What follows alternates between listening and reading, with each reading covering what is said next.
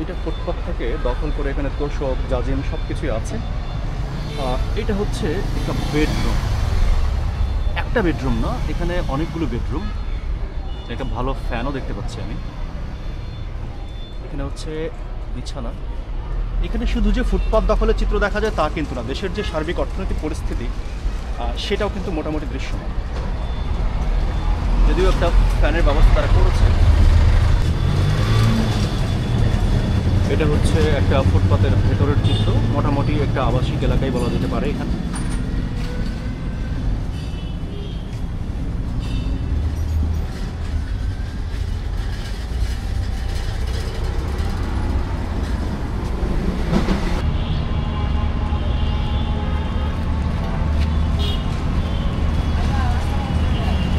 সম্মানিত দর্শক, আসসালামু আলাইকুম। Welcome to our channel Akram's view. আজকের আমাদের নতুন এপিসোড ফুটপাত তুমি কার। এই পর্বে আমরা দেখাবো যে ফুটপাতের ঢাকা শহরে যে ফুটপাতগুলো সেগুলোর ব্যবহারকারী আসলে কারা। এই ঢাকা শহরের ফুটপাত কাদের দখলে আমরা পার্ট টু পার্ট আপনাদেরকে দেখাবো। আশা করি আমাদের সঙ্গেই থাকবেন আপনারা। তাহলে শুরু করি। এই যে রাস্তার দুই পাশে যে বাসগুলো রয়েছে, দূরপাল্লার যে বাসগুলো, বিভিন্ন জেলা শহরে যে বাসগুলো যায়, তারা মূলত এই জায়গাটাকে দখল করে রেখেছে। শুধু যে প্রাইভেট পরিবহনগুলো করেছে তা কিন্তু না, পাবলিক পরিবহনও রয়েছে এখানে। এখানটা একটু থামতে হবে, এখানটায় থামতে হবে এই জন্যই যে এই জায়গাটা আমি দেখানোর চেষ্টা করব। এই যে রিক্সার যে সারিগুলো দেখতে পাচ্ছেন, এগুলো হয়তো যুগ যুগ ধরে পড়ে আছে। এখানে ফুটপাত আসলে ব্যবহার করার কোনো রকম কোনো সুযোগ নেই। পাশে একটা বড় গর্ত রয়েছে, ম্যানহোল ভেঙে পড়ে আছে।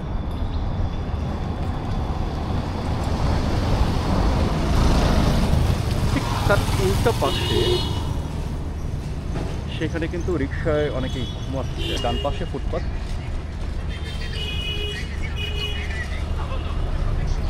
এর পাশে হচ্ছে রিক্সার এরকম সারি। অর্থাৎ শুধু ফুটপাত নয়, রাস্তাটা পুরোটাই দখল হয়ে আছে।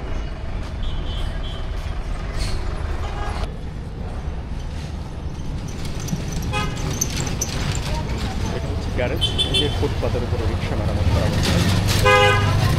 এই ফুটপাতটা ওনাদের দখলই।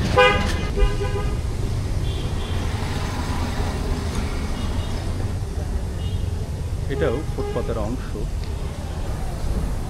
এটা ফুটপাত।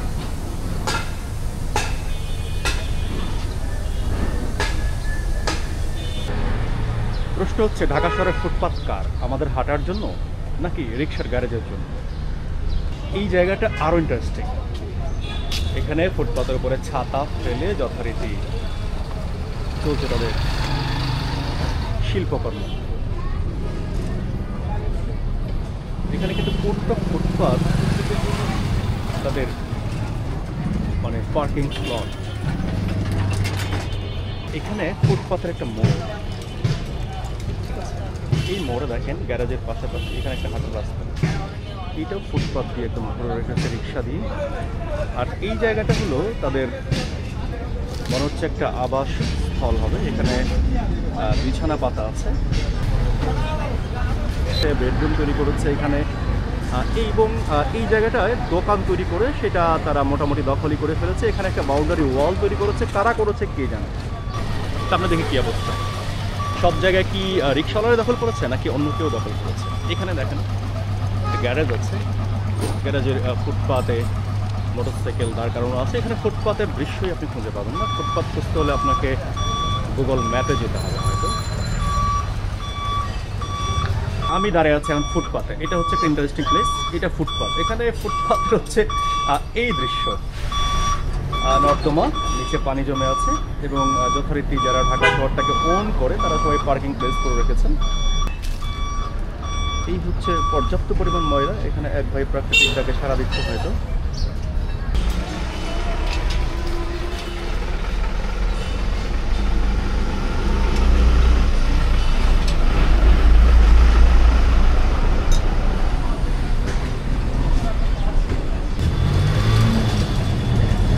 এটা হচ্ছে একটা ফুটপাতের ভেতরের চিত্র, মোটামুটি একটা আবাসিক এলাকায় বলা যেতে পারে এখানে।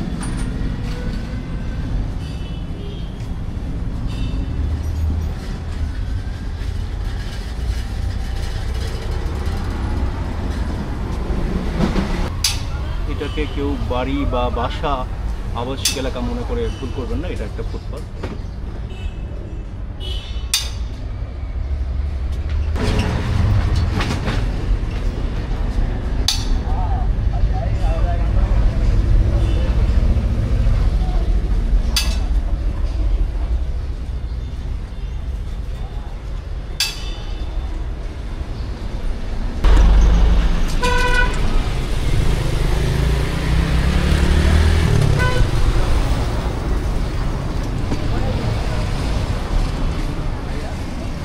এখানেও আপনি ফুটপাতে দেখা পাবেন না, কারণ ফুটপাতটা অলরেডি ফুটপাতে যারা প্রকৃত মালিক তাদের দখলে চলে গেছে। এইবার আরও একটা মজার কথা দেখাবো, আরও একটু ইন্টারেস্টিং। এখানে চলুন মেইন রোড থেকে একটু ফুটপাতের দিকে আমরা ঢোকার চেষ্টা করি। এই হচ্ছে ফুটপাত।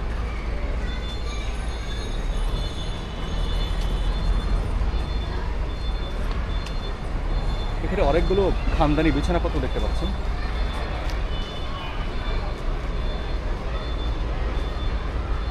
এটা ফুটপাত থেকে দখল করে এখানে তোষক, জাজিম সব কিছুই আছে। এটা হচ্ছে একটা বেডরুম, একটা বেডরুম না, এখানে অনেকগুলো বেডরুম। একটা ভালো ফ্যানও দেখতে পাচ্ছি আমি। এখানে হচ্ছে বিছানা। এখানে শুধু যে ফুটপাত দখলের চিত্র দেখা যায় তা কিন্তু না, দেশের যে সার্বিক অর্থনৈতিক পরিস্থিতি সেটাও কিন্তু মোটামুটি দৃশ্যমান। যদিও একটা ফ্যানের ব্যবস্থা তারা করেছে। ফুটপাত কি শুধু রিক্সাওয়ালা দখল করে না, এখানে দেখা যায় এই ভদ্রলোকেরা কিন্তু ফুটপাত দখল করে রেখেছে, রাস্তা দখল করে রেখেছে বেশ দামি দামি গাড়ি দিয়ে।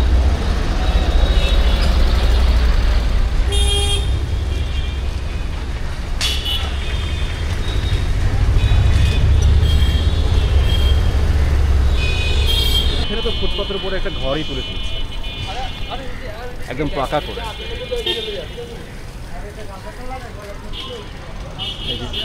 ভেতরে ফ্যান চলছে। এইখানে দেখুন, এটা হচ্ছে ফুটপাতের আসল চিত্র। গ্যারেজ করা হয়েছে এখানে।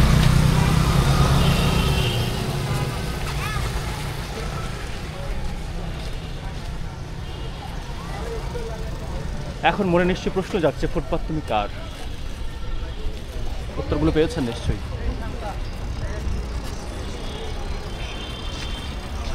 এইখানে তো আরো উন্নত ব্যবস্থা, পুরো রাস্তায় দখলে ভাঙারি ব্যবস্থা ব্যবসার জন্য।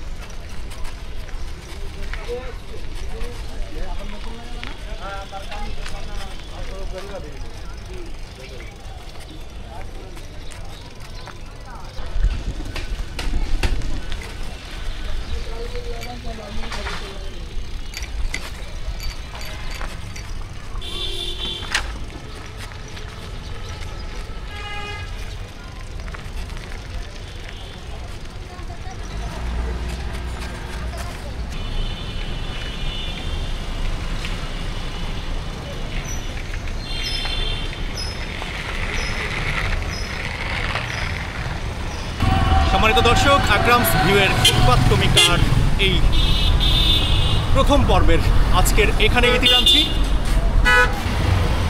আপনাদের সমর্থন আমাদের সঙ্গে থাকলে আমরা অনেক কিছু দেখাতে চাই, দেখতে চাই।